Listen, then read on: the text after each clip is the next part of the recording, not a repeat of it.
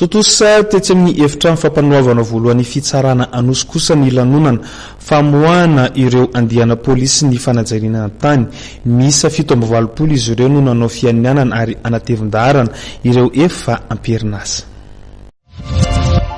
Nanao fianianana ireo polisy ny fanajariana tany misa 720, manatevin-daharana ireo polisy ny fanajariana tany misa 200 izay efa amperinasa izy ireo. Nitotsaina an'io tao amin'ny efitrano fampanoavana voalohany fitsarana anosy sy ny lanonana famoahana ty andiana polisy ny fanajariana tany ty, izay ahitana polisienina avy eo anivon'ny DGATE, eo anivon'ny foiben'ny ministera, eo anivon'ny fiadedin'ny repoblika amin'ny sarina tetika asan'ny filoham-pirenena, ny fanajariana tany sy ny fampitaovana sy ny rasa mangaikany, 720 avy amin'ny SRAT sy ny DLAT, ray avy amin'ny APIPA, ary 350 avy amin'ny commune 730 manodidina Antananarivo. Ny andraikitra an'izy ireo izay desahana zay dia anaramaso zay fanarandahana rehetrarehetra zay dia manana fahefana izy zany anao verbalisation, anao constatation am'ireny visite de santé na remblai illicite na construction illicite io na koa fahazahoan-dalana na taratasy zay navoaka ka tsy nanaraka ny lalàna dia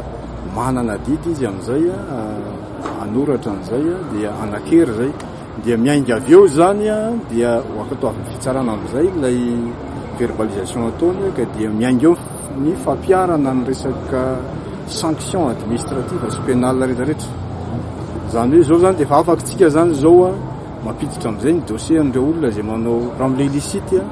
zay hitantsika fa tena nirongatra be dehibe mihitsy tatoato tamin'ity crise ity. Nambarany M2PAT fa mirongatra nitrangana fanatotofana tany tatoato.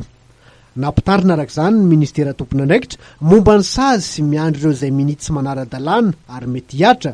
toy ny fivandrodanana trano, ny famerenana ny toerana amin'ny endriny teo aloha ary ny fandoavana onitra avy roeny ny saran'ny fanotorana na fananganana trano tsy ara-dalàna izay natao.